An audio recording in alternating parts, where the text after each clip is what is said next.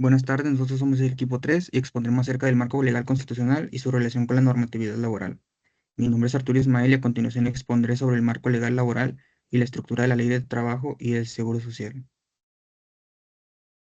Bueno, pues el marco legal constitucional en México es la base sobre la cual se construyen todas las leyes laborales. Su objetivo principal es proteger la dignidad humana en el trabajo, garantizar condiciones justas y promover la armonía entre capital y trabajo. El artículo 123 de la Constitución Política de los Estados Unidos Mexicanos es el pilar del derecho laboral mexicano, promulgado el 5 de febrero de 1917 como parte de las conquistas sociales de la Revolución Mexicana. Fue una de las primeras constituciones en el mundo en incluir derechos laborales expresos y se divide en dos apartados, el apartado A y el apartado B. El apartado A se refiere al ámbito del sector privado y este regula las relaciones laborales entre patrones y trabajadores particulares. Sus principales disposiciones son la jornada máxima de 8 horas diarias y descanso semanal, un salario mínimo suficiente para cubrir las necesidades básicas del trabajador y su familia, igualdad salarial sin distinción de sexo o nacionalidad, prohibición del trabajo infantil, derecho a participar en las utilidades de las empresas, derecho a la sindicalización, huelga y contratación colectiva y derecho a la seguridad social, incluyendo asistencia médica, pensiones y vivienda. Mientras tanto, el apartado B se enfoca más en el sector público, el cual regula las relaciones laborales entre el Estado y sus trabajadores, como burócratas, maestros o policías. Entre sus principios están el derecho a la estabilidad del empleo, escalafón y promoción por méritos, derecho a formar sindicatos de servidores públicos y proceso especial de justicia administrativa laboral.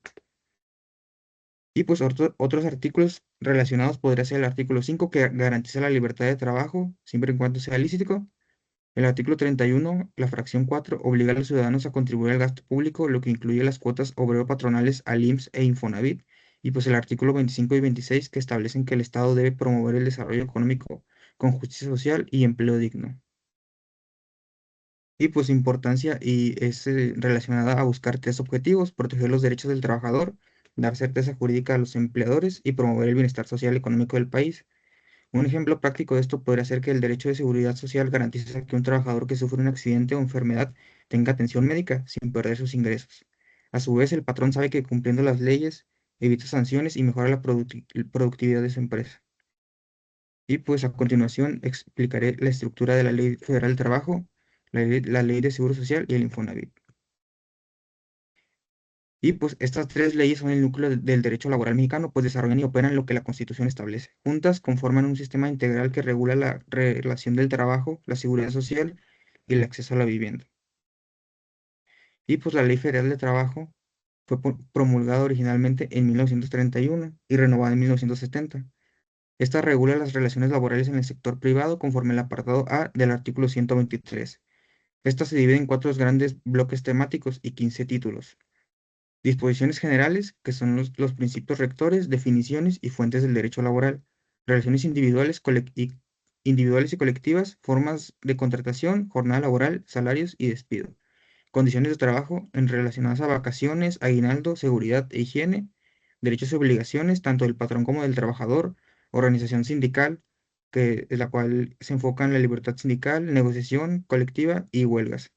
La justicia laboral, la cual está enfocada en procedimientos ante tribunales laborales y mecanismos de conciliación, y trabajo de menores, mujeres y personas con discapacidad. Y pues la Ley de Seguro Social, vigente desde 1995, reglamenta el derecho constitucional a la seguridad social. Su aplicación corresponde al Instituto Mexicano del Seguro Social, el IMSS, y su estructura principal se enfoca en disposiciones generales, sujetos de aseguramiento, los cuales son trabajadores, patrones y beneficiarios. Un régimen obligatorio cumple a empleados formales del sector privado, régimen voluntario para trabajadores independientes y ramas de aseguramiento, los cuales serían riesgo de trabajo, enfermedad y maternidad, invalidez y vida, retiro y guarderías y prestaciones sociales. Esta se sostiene con cuotas tripartitas, aportaciones del trabajador, del patrón y del Estado. Y pues un ejemplo práctico de esto sería que un trabajador que sufre un accidente en su empleo recibe atención médica, subsidio por incapacidad y puede conservar su salario mientras se recupera gracias al IMSS.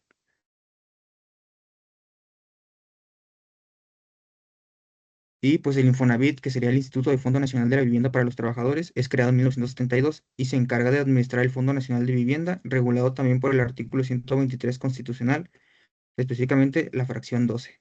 Su objetivo es garantizar que todo trabajador tenga acceso a una vivienda digna y decorosa, y pues su mecanismo consiste en que los patrones aportan el 5% del salario base de cotización de cada trabajador. Estas aportaciones forman su cuenta de vivienda que puede usarse para comprar casa nueva o usada, construir un terreno propio, mejorar vivienda existente o amortizar créditos hipotecarios. Su relación con las otras instituciones es relacionado a que trabaja coordinadamente con el IMSS para validar datos laborales, con el SAT para fiscalización de aportaciones y con el SHCP en materia de regulación financiera. Y pues un ejemplo práctico de esto es que si un trabajador cotiza regularmente y mantiene su empleo, puede acceder a un crédito hipotecario con tasas preferenciales y sus aportaciones se aplican directamente al pago mensual del préstamo. Y pues estos tres aspectos están interconectados de modo que se complementan para ofrecer protección integral al trabajador. La Ley Federal del Trabajo regula la relación laboral relacionada a los contratos, derechos y jornada de salario. La Ley de Seguridad Social brinda seguridad médica y social y el Infonavit facilita el acceso a la vivienda.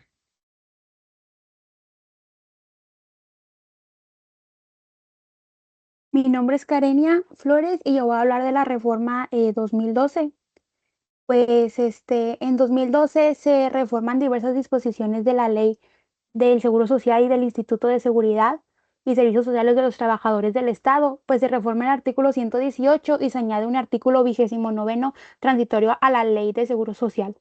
Ley de Seguro Social, en el artículo 118, queda como los aseguradores que obtengan una pensión definitiva por invalidez y vida o por riesgos de trabajo, así como aquellos que gocen de una pensión por retiro de cesantía en edad avanzada o vejez podrán optar porque con cargo a su pensión se cubran los créditos que les hayan otorgados por las entidades financieras a que se refiere a la ley por la transparencia y ordenamiento de los servicios financieros. Es decir, que con la reformación de este artículo a Comisión Nacional del Sistemas de Ahorro por el Retiro y la Comisión Nacional de Seguros y Finanzas podrán pues emitir reglas generales para aplicar este artículo estableciendo cómo las entidades financieras deberán informar al Consejo Técnico del Instituto, aseguradoras y afores las condiciones de los créditos incluidos el costo anual total, a fin, a que, a fin de los pensionados con otras incumplen las opciones de préstamos de manera clara y transparente. El 29 que fue añadido, pues nos dice que los pensionados que para el disfrute de cualquier de las pensiones previstas en la ley que se deroga opten por acogerse al beneficio de dicha ley en términos del artículo tercero transitorio sin prejuicio de los disputos en la misma. Con con cuenta en su pensión podrán optar por solicitar préstamos a cualquiera de las entidades financieras a que se refiere a la Ley para Transparencia y Ordenamiento de los Servicios Financieros que tengan celebrado para los efectos de este artículo un convenio con el instituto, pues debiendo el pensionado otorgar su consentimiento expresado para que dicho instituto le descuente de su pensión los importes pues relativos al pago del préstamo y los entregue a la entidad financiera que lo otorgue.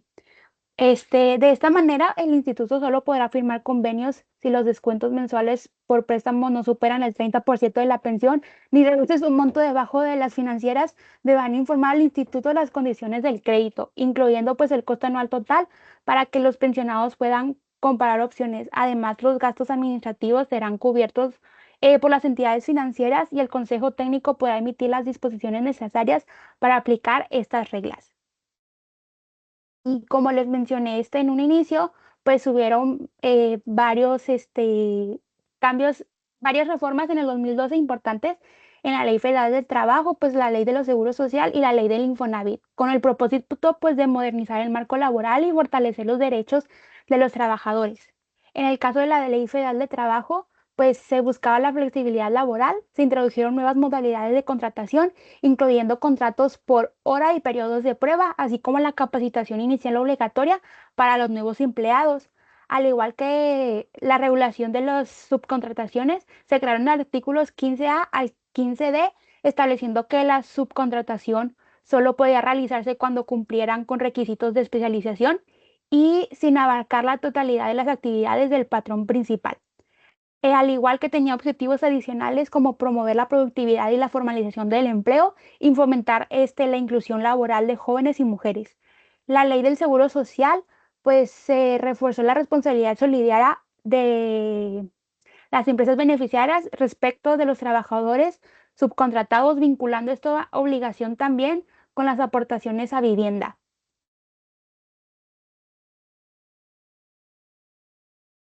En la ley de Infonavit, la reforma de los se reformaron los artículos 43, 44 y 47, estableciendo nuevas reglas sobre la trans- transferencia de aportaciones y descuentos a la cuenta de administradores por el Banco de México para el instituto, incorporación de la responsabilidad de las empresas que utilizan esquemas de subcontratación en el cumplimiento de las obligaciones de vivienda a sus trabajadores. Pues estas reformas del 2012 tuvieron sus ventajas y desventajas, como pues mayor flexibilidad para las empresas en la contratación de personal según necesidades reales, la formalización de la subcontratación, aumentando la transparencia en aportaciones y obligaciones y facilitando la inserción de laboral de los jóvenes y nuevos trabajadores mediante periodos de prueba y capacitación, al igual que la promoción de la inclusión laboral y la productividad. Esto también pues tuvo sus críticas y riesgos como la posible precarización laboral obteniendo contrato temporal o por hora, el riesgo de abusos en la subcontratación debido a las regulaciones incipientes y pues la afectación potencial de los derechos adquiridos de los trabajadores temporales o subcontratados.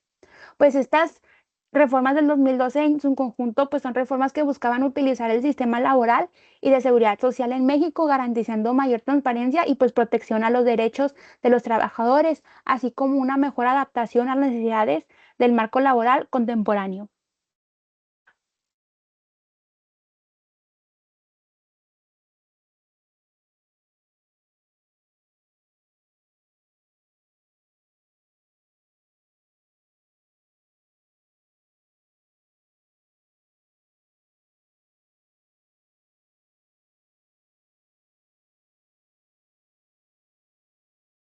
Voy a continuar yo con la reforma de 2019. Hubo un inconveniente con la presentación, pero como quiera voy a seguir. Mi nombre es Regina Zapata y como dije, voy a hablar sobre la reforma 2019. Transformación de la justicia laboral, desaparecen las fuentes de conciliación y nacen los tribunales laborales. La reforma laboral de 2019 en México transformó por completo el sistema de justicia laboral, reemplazando las juntas de conciliación y arbitraje por tribunales laborales dependientes del Poder Judicial, con el fin de garantizar mayor imparcialidad, transparencia y rapidez en la resolución de conflictos. Esta reforma se basó en tres pilares principales. El primero es impartición de justicia laboral, el segundo, democracia y libertad sindical, y como tercero y último tenemos la creación de centros de conciliación laboral. Antes de iniciar un juicio es obligatorio acudir a una etapa de conciliación regulada por los artículos 684 apartado A y 684 apartado E de la Ley Federal del Trabajo.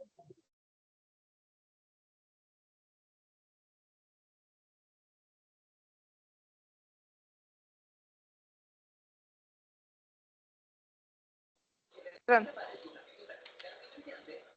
Continúo, el juicio laboral regulado por los artículos 870 al 891 se rige por los principios de oralidad, continuidad y publicidad e incluye una fase escrita, demanda y prueba, y una fase oral, audiencia preliminar y de juicio. En conjunto, la reforma busca una justicia laboral más ágil, imparcial y eficiente, priorizando la conciliación para reducir conflictos y fortalecer los derechos de los trabajadores. Continuamos con la creación del Centro Federal de Conciliación y Registro Laboral. La reforma del 2019 que buscó la transformación de la justicia laboral en México incluyó la creación del Centro Federal de Conciliación y Registro Laboral, un organismo descentralizado con autonomía técnica y de gestión. Este centro tiene funciones duales: conciliación para resolver conflictos laborales y registro para llevar un control de sindicatos y contratos colectivos, promoviendo así la transparencia y la democracia sindical. Funciones principales. Conciliación. Estará a cargo de la conciliación en conflictos laborales como requisito previo a la presentación de una demanda. Registro. A nivel nacional, llevará el registro de las asociaciones y organizaciones sindicales, registrará los contratos colectivos de trabajo y verificará que se respeten los derechos de los trabajadores. Auxiliará la verificación de la elección de directivos sindicales para asegurar que se cumple el voto libre, personal, directo y secreto. Otros aspectos sería la reforma también incluye la creación de tribunales laborales dentro del Poder Judicial para reemplazar a las juntas de conciliación y arbitraje. Democracia sindical, voto personal, libre y secreto. Las reformas laborales de 2019 en México establecieron cambios fundamentales en la democracia sindical, garantizando que los trabajadores ejerzan su derecho de voto personal, libre, directo y secreto. Esta medida fue un pilar de transformación de la justicia laboral. Aspectos claves de la reforma en materia de democracia sindical. El voto universal, personal, libre, directo y secreto. Los trabajadores eligen a sus líderes sindicales mediante un sufragio libre de presiones y coacción. Tenemos la transparencia, rendición de cuentas. La reforma obliga a los sindicatos a transparentar la administración de sus finanzas y el patrimonio sindical, permitiendo que sus miembros accedan a esta información. Libertad y autonomía, elección de dirigentes. El periodo de los directivas sindicales no puede ser indefinido y los estatutos deben garantizar un procedimiento democrático que respete el derecho de los afiliados a votar y ser votados. Registro de sindicatos. La reforma creó el Centro Federal de Conciliación y Registro Laboral, un organismo descentralizado que se encarga del registro de sindicatos y contratos colectivos. Fortalecimiento del derecho laboral, equidad de género. La legislación exige que los sindicatos incluyan reglas de representación de género en sus directivas. Y contexto de la reforma, tenemos publicada en el Diario Oficial de la Federación el 1 de mayo de 2019, la reforma laboral se basó en tres ejes principales. Transformación del sistema de justicia laboral, se reemplazan las juntas de conciliación y arbitraje por los tribunales laborales del Poder Judicial Federal y local, y se crean centros de conciliación obligatoria. Libertad y democracia sindical. Se promueve mayor autonomía y se elimina la intervención indebida de los sindicatos, garantizando que los trabajadores puedan elegir a sus representantes de manera genuina. En negociación colectiva auténtica, se aseguraron procesos democráticos para la legitimación y revisión de los contratos colectivos del trabajo. Por último, tenemos el fortalecimiento del derecho colectivo, convenio 98. Las reformas laborales de 2019 en México transformaron la justicia laboral y fortalecieron los derechos colectivos, impulsando en gran medida por el convenio 98 de la Organización Internacional del Trabajo. La reforma se basó en tres ejes principales: un nuevo sistema de justicia laboral, la democracia sindical y la creación de organismos de conciliación y registro. La transformación de la justicia laboral. El nuevo sistema de justicia laboral reemplazó a las juntas de conciliación y arbitraje por los tribunales laborales federales y locales pertenecientes al Poder Judicial.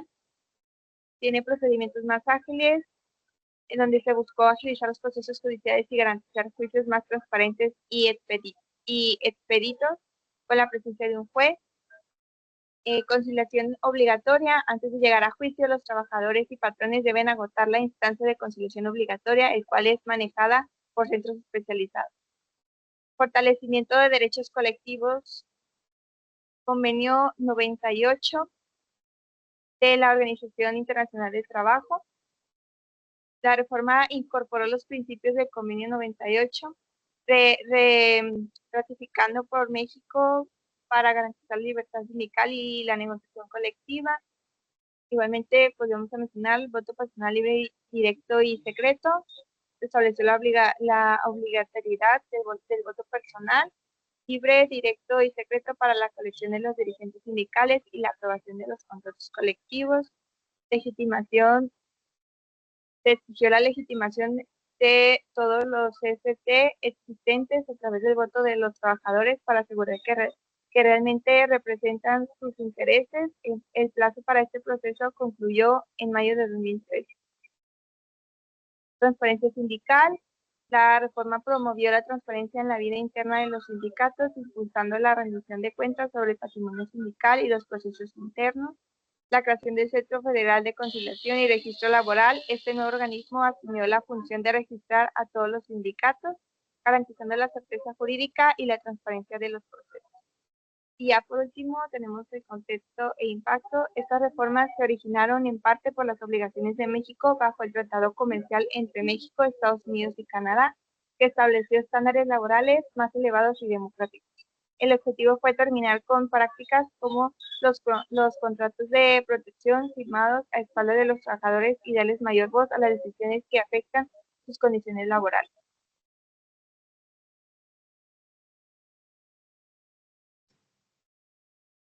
Buenas tardes, mi nombre es Neiva y yo voy a hablar sobre la reforma del 2021. El primer tema que tenemos aquí es sobre la prohibición del outsourcing abusivo. Aquí en el Diario Oficial de la Federación se publicó el 23 de abril de 2021 la ley que prohíbe la subcontratación de personal. Esto quiere decir que una empresa ponga a disposición a trabajadores propios para que laboren en otra. Esto fue para terminar con esquemas que ocultaban relaciones laborales y esto hacía que los patrones pudieran evitar responsabilidades como salarios, prestaciones y seguridad social. En la práctica, esto obligó a que las empresas contraten directamente a su personal cuando las funciones formen parte de su actividad principal. Después tenemos la subcontratación, que es solo permitida para servicios u obras especializadas. Aquí se menciona cómo la reforma no eliminó por completo la figura de subcontratación, ya que se permite únicamente para servicios particulares u obras que sean verdaderamente especializadas y que no formen parte del objeto social ni de la actividad económica principal de la empresa. Además, estos contratos deben estar por escrito y cumplir requisitos específicos. Aquí se nos menciona que para actividades muy particulares, como mencioné, como el mantenimiento específico, servicios técnicos especializados o algunas cosas que no sean del giro principal de la empresa, sí pueden ser contratadas de manera subyacente por otra empresa, pero si la actividad sí es parte del giro principal, tiene que ser empleado directamente de esa empresa. Después hablamos del registro obligatorio ante la Secretaría de Trabajo y Previsión Social. Aquí quienes quieran prestar servicios u obras especializadas deben registrarse en el padrón de prestadoras de servicios especializados u obras especializadas, que se conoce como REPSE, a cargo de la Secretaría del Trabajo y Previsión Social. Entonces, el registro exige estar al corriente en obligaciones fiscales y de seguridad social y acreditar la naturaleza especializada de la actividad. El padrón es público, y la Secretaría de Trabajo puede negar o cancelar registros que no cumplen. Sin este registro, no se puede operar legalmente como empresa prestadora de servicios especializados. Contratantes que paguen empresas no registradas asumen riesgos fiscales y laborales, y una de estas, un ejemplo, es la pérdida de deducciones. Ahora se menciona el impacto que tuvo esto en el IMSS, en el SAT y en el Infonavit. En el IMSS principalmente fue respecto que la reforma implicó obligaciones de información y registro ante el mismo, y aquí se menciona como ejemplo avisos, actualización de relaciones laborales y creación o uso de sistemas como el Servicio Integral de Registro de Obras de Construcción y Altas. El IMSS ha emitido comunicados y herramientas para que patrones informen los contratos y movimientos derivados de la reforma. Además, detectó empresas incumplidas y promovió el traslado de estos trabajadores a patrones reales para garantizar derechos y aportaciones. En materia fiscal, es decir, en el SAT se modificaron reglas como la vigencia y algunas reglas fiscales y se eliminó la obligación de retener el 6% del IVA sobre pagos por poner personal a disposición a partir de septiembre de 2021. Entonces aquí también el SAT y la Secretaría de Trabajo han emitido advertencias sobre riesgos de defraudación fiscal si estos no se ajustan a los esquemas. Además, la deducibilidad para el ISR o IVA de pagos por subcontratación quedó condicionada al cumplimiento del REPSE, de requisitos fiscales y de requisitos contractuales. Y por la parte del Infonavit, aquí se implementó el sistema de información de subcontratación, también conocido como SISU, para que patrones y prestadores informen los contratos u obras especializadas conforme al artículo 29 bis de la ley del Infonavit. Esto busca buscar la transparencia en aportaciones y evitar evasión en la acumulación de puntos o ahorro de los trabajadores. El Infonavit exige envío de información cuatrimestral y validaciones para efectos de crédito por parte de la empresa o del patrón. Y como un pequeño resumen de esto, básicamente las empresas tuvieron que actualizar estos registros e enviar la información del IMSS y de Infonavit sobre contratos y movimientos. Y ahora, si un proveedor no cumple, es decir, que no está en el REPSE, no está al corriente con estos dos o tiene ciertas irregularidades fiscales, el contratante puede perder deducciones fiscales y ser responsable solidario de la obligación laboral y de seguridad social. Gracias.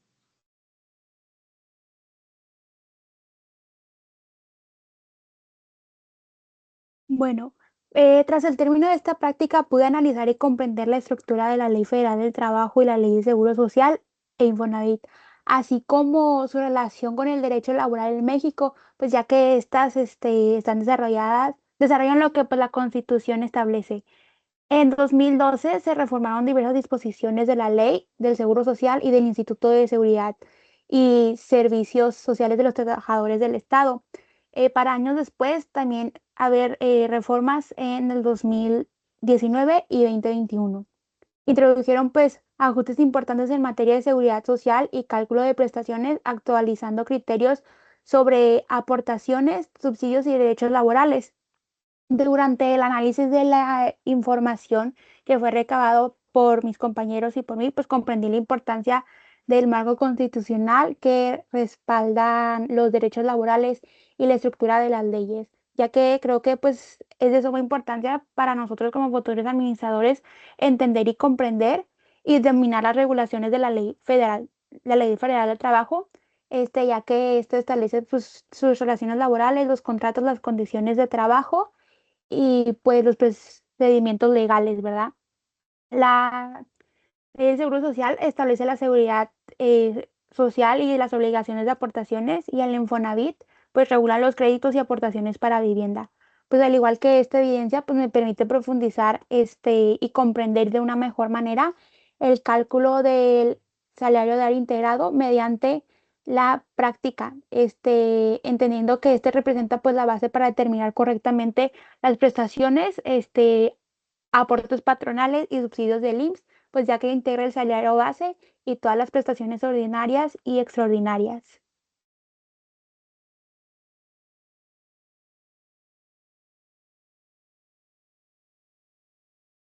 Por mi parte, yo considero que este tipo de trabajos de investigación nos permiten ver que siempre se ha buscado hacer un esfuerzo para equilibrar los derechos de los trabajadores con las necesidades operativas de la empresa. Respecto al tema más práctico, es un tema que no me ha gustado tanto, me parece un poco más complicado, pero comprendo que es muy importante. Precisamente para acatar todas estas reglas y leyes, nosotros como administradores o como personas que van a estar de parte, viendo de parte de la empresa, considero que sí es importante tener conocimiento acerca de todo esto. Y sí me gustaría destacar, como puse en mi conclusión, acerca de las reformas. Cada una muestra una intención de modernizar el sistema laboral. La reforma del 2012 tuvo flexibilidad contractual y reguló la subcontratación. La del 2019 se enfocó en la justicia laboral, fortaleciendo la democracia sindical y creando tribunales especializados. Y la del 2021, que es de la que yo hablé, prohibió la subcontratación de manera abusiva, haciendo que los patronos ya no pudieran evadir esas responsabilidades que sí suman a la empresa, pero es parte de la relación laboral, exigiendo transparencia en aportaciones ante el IMSS, el SAT y el Infonavit, como lo vimos. Aquí me parece muy bien hablar de esto porque no solo se protege al trabajador ante riesgos, enfermedades o desempleo, sino que también puede brindar una certeza jurídica al empleador. Estas disposiciones promueven un entorno más justo, transparente y competitivo, y que se alinea más con retos contemporáneos del mercado mexicano.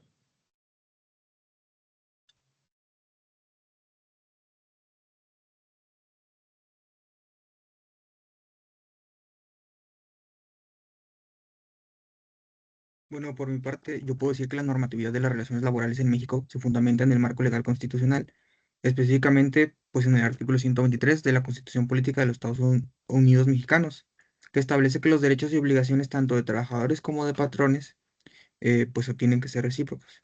Este marco se da a través de la Ley Federal del Trabajo, la Ley de Seguro Social y el Infonavit, las cuales regulan las condiciones laborales, la seguridad social y el acceso a la vivienda.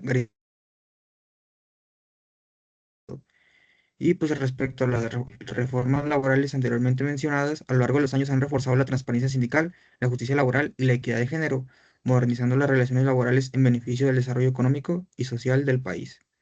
Y pues conceptos como el salario diario integrado y el salario base de cotización son elementos importantes dentro de este ámbito, de modo que para determinar con precisión las cuotas obrero-patronales y las prestaciones derivadas de la relación laboral, se asegura que el trabajador reciba una compensación justa y que el patrón cumpla correctamente con sus obligaciones. Es por eso que considero que es importante conocer estos aspectos. Y pues por su parte, los subsidios del IMSS representan un apoyo económico importante que protege a los empleados ante situaciones como enfermedad, maternidad o incapacidad.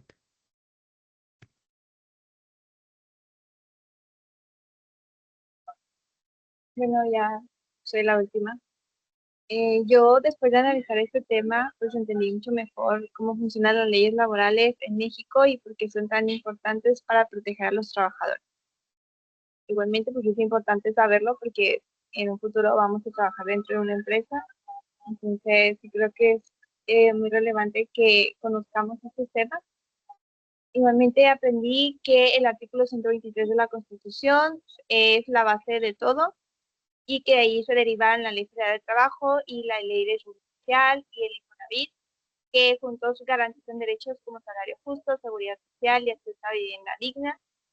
También me quedó más claro lo que significa el salario base de cotización o salario diario integrado y cómo influye en el momento de cancelar prestaciones o aportaciones al IMSS. Esto, pues, no pusimos estos cálculos en la presentación, pero pues es parte de la evidencia y lo quise agregar también aquí, porque sí, gracias a realizar esto, pues sí comprendí más de que la parte práctica, porque al igual que mi compañera Neiva, este último tema sí se me dificultó un poquito. Igualmente entendí que si estos datos se manejan mal, puede afectar tanto al trabajador como a la empresa. Eso ya lo ha mencionado muchas veces el maestro. Y la reforma de 2019, en 2012, 2019 y 2021 me parecieron importantes porque buscaron hacer más justos y rápidos los procesos laborales y evitar el abuso en la subcontratación y promover la transparencia en los sindicatos. De manera general, este tema me ayuda a valorar y entender la importancia de conocer las leyes laborales, porque como lo mencioné antes, nosotros vamos a ser futuros trabajadores y pues vamos a ser futuros profesionistas también, y si trabajamos en el área de recursos humanos necesitamos entender cómo aplicarlas correctamente en cualquier empresa y con el fin de cuidar tanto los derechos del trabajador como las responsabilidades del patrón y pues de la organización.